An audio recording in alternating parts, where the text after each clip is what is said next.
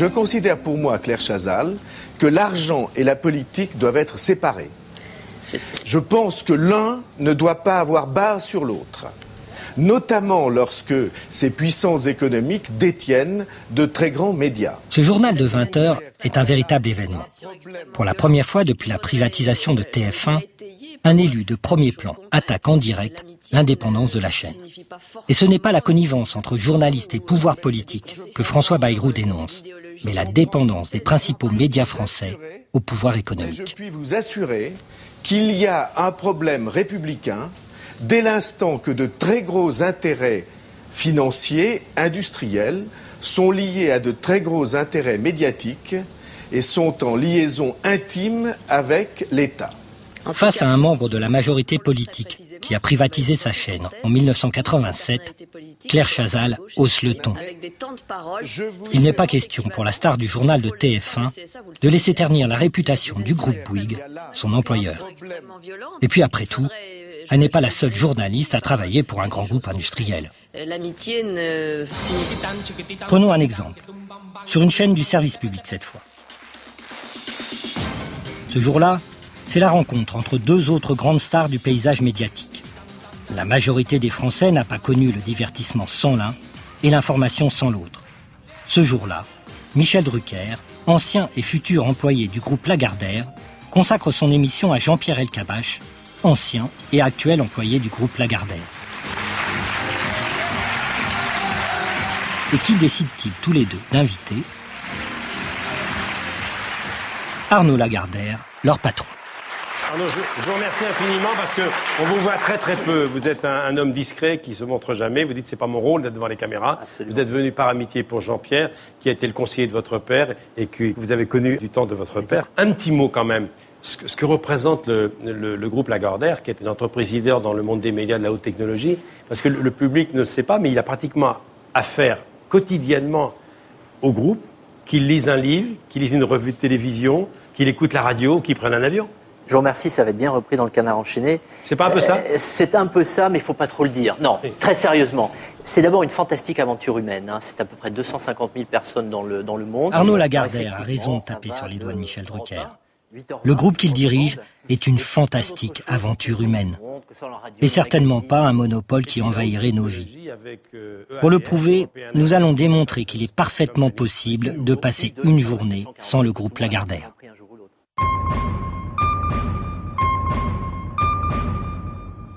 Prenons un Français moyen, Monsieur Lambert. Chaque matin, Monsieur Lambert se réveille au son d'Europe 1, la principale radio du groupe Lagardère. Mais il peut très bien choisir d'écouter Radio Classique, la radio du groupe LVMH.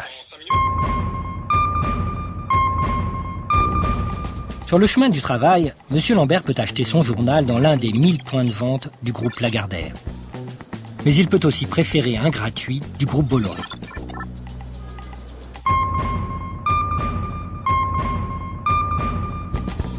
Au bureau, la collègue de M. Lambert peut s'informer en surfant sur un site du groupe Lagardère ou en feuilletant un magazine du groupe Lagardère. Mais M. Lambert, lui, peut lire le quotidien du groupe Dassault.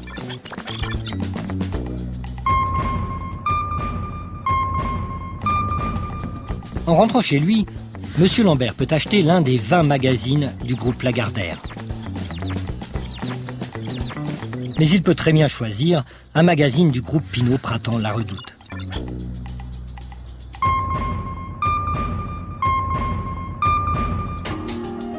À la maison, M. Lambert peut zapper sur l'une des 8 chaînes du groupe Lagardère. Mais il peut aussi regarder le 20h de TF1 du groupe Bouygues. Je considère pour moi, Claire Chazal, que l'argent et la politique doivent être séparés. Ainsi, passer une journée sans le groupe d'Arnaud Lagardère a un prix. Celui de fréquenter une poignée de personnages du même acabit. Tous dirigeants de grands groupes industriels ayant investi dans les médias. Pour ces groupes, tous liés à des marchés publics, vendre de l'information a un double intérêt. Disposer d'un levier politique évident et faire des profits.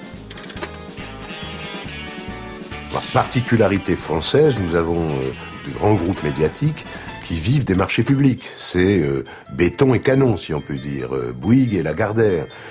C'est une situation qui est évidemment une situation, disons rapidement, malsaine du point de vue des médias, mais par contre très intéressante pour les groupes en question parce que ça leur permet de disposer de leviers d'influence politique particulièrement corrupteurs.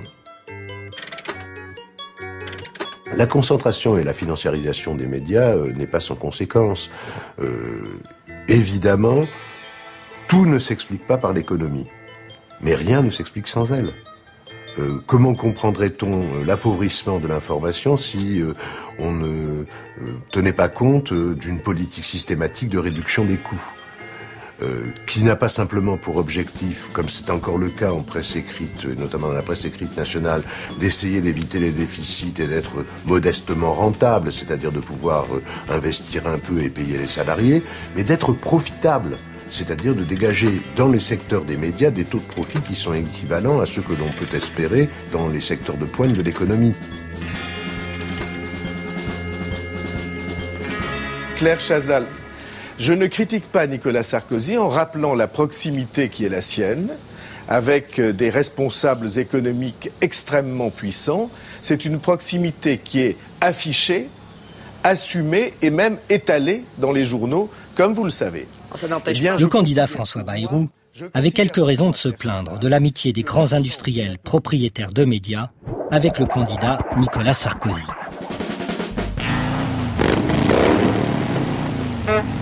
Le 6 mai 2007, pas moins de 4 de ces grands patrons de presse n'hésiteront pas à s'afficher aux Fouquet's pour fêter la victoire du nouveau président de la République.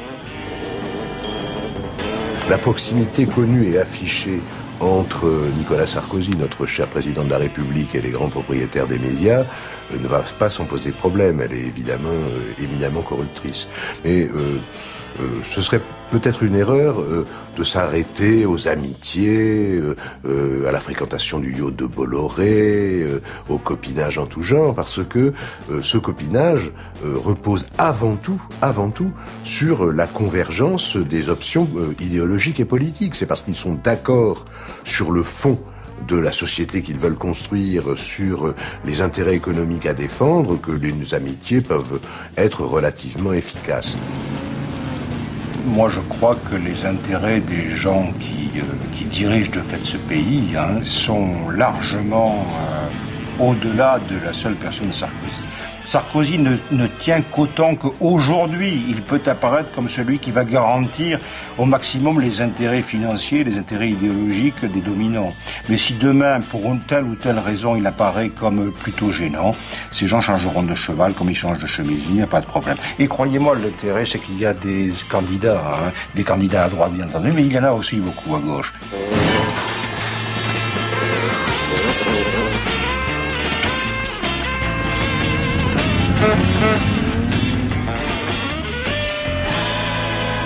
Alors maintenant, un petit mot sur votre voisin, Jean-Pierre, qui a été conseiller de votre père.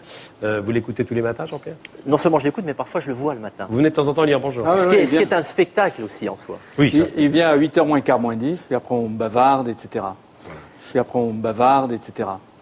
Puis après on bavarde, etc. Les téléspectateurs de Vivement Dimanche sont tout à fait prêts à croire Jean-Pierre Elkabbach. Quand le grand patron d'un groupe de 250 000 employés passe le matin à la radio dont il est le propriétaire, c'est pour bavarder, et en aucun cas pour donner des directives. Jean-Pierre Elkabbach et Michel Drucker tiennent à l'affirmer. Pour les grands industriels qui les emploient, l'indépendance des journalistes est quelque chose de sacré. L'indépendance, je retrouve chez lui avec en plus ses qualités. Sans faire de baratin parce que tu es là, toi c'est vrai, tu t'es imposé comme avec une métamorphose soudaine, presque sous mes yeux, en un grand manager européen. Et ce qui est extraordinaire, parce que je l'ai vu moi 2-3 fois dans des négociations, je peux le dire, il est concentré, il est immobile, on se demande s'il est ailleurs, il est patient, et à un moment où on s'attend le moins, il fonce, il a l'initiative stratégique de mouvement. Et en plus, il peut même surprendre en changeant cette stratégie. Je le dis à ceux qui vont négocier avec lui. Donc, voilà, non, il ne faut pas leur dire ça. J'ai bien fait de venir, Michel. J'ai bien fait de venir. C'est bien qu'ils viennent le matin parce que... En effet, Arnaud Lagardère a bien fait de venir. Et il faut au moins le talent d'un grand journaliste pour déclamer pareil éloge de son patron. Ouais. Il a l'initiative stratégique de mouvement. Et en plus, il peut même surprendre en changeant cette stratégie.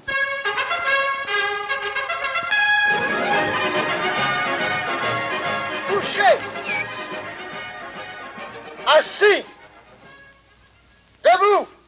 Pour les journalistes, il y a deux manières de ne pas remettre en cause le pouvoir qu'exercent les propriétaires des médias. Ils peuvent le nier tout simplement, comme le font Jean-Pierre Elkabbach et bien d'autres, ou bien affirmer qu'il est normal, voire naturel, que ce pouvoir s'exerce. Retrouvons nos deux éditorialistes de renom. Écoutons ce qu'ils ont à dire sur cette question. Est-ce que vous avez l'impression que la presse Lagardère est une presse aux ordres, soumise aux intérêts économiques, soumise aux marchands d'armes?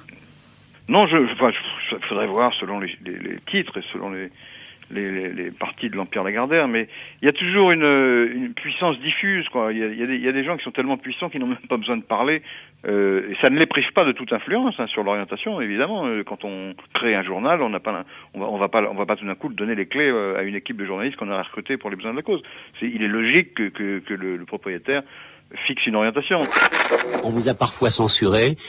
Par exemple, un article est prêt. Avez-vous reçu un coup de téléphone de Robert Herson vous disant « Non, il n'est pas question qu'on fasse cet article-là. Il n'est pas question que l'on titre de cette manière-là. » Écoutez, ce sont des choses qui arrivent dans tous les journaux. Et ça me paraît tout à fait normal. Je pense que tout propriétaire a des droits sur son journal. D'une certaine manière, il a, lui, le pouvoir. Vous parlez de mon pouvoir. Enfin, mon pouvoir, excusez-moi, c'est une vaste rigolade. Disons le pouvoir du journaliste. Oui, disons la responsabilité. Enfin, le pouvoir des journalistes. Il y a des vrais pouvoirs. Les vrais pouvoirs stables, c'est le pouvoir du capital. Bon, ça, c'est le vrai pouvoir. Mais il est tout à fait normal que le pouvoir s'exerce.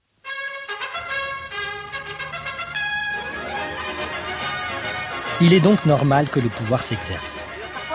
Mais comment s'exerce-t-il concrètement? Revenons aux 20h de TF1, le journal télévisé le plus regardé de France. C'est une accusation extrêmement violente qu'il faudrait, j'allais dire, étayer par des choses concrètes. L'amitié. Claire Chazal a raison. Choisissons un exemple concret, mais pas n'importe lequel. Un événement important qui engagerait la sécurité des citoyens et l'avenir du pays.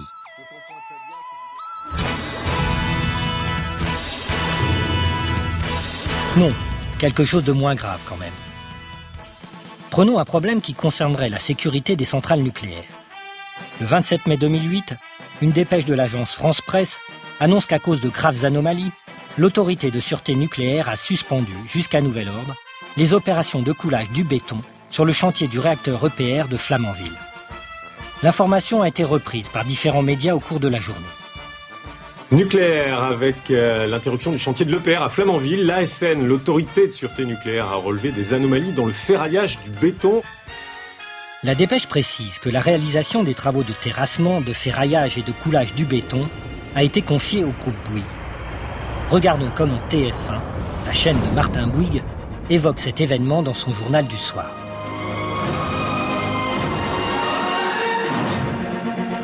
Mesdames, Messieurs, bonsoir. Voici les titres de l'actualité de ce mardi. Le chef de l'État à Rungis ce matin pour saluer, dit-il, la France qui se lève tôt et ne demande qu'à vivre des fruits de son travail.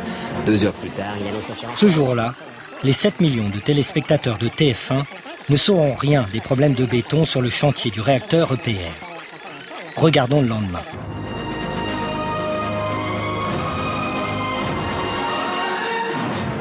Mesdames, Messieurs, bonsoir. Voici les titres. Ah, rien non plus. Regardons le journal du week-end de Claire Chazal.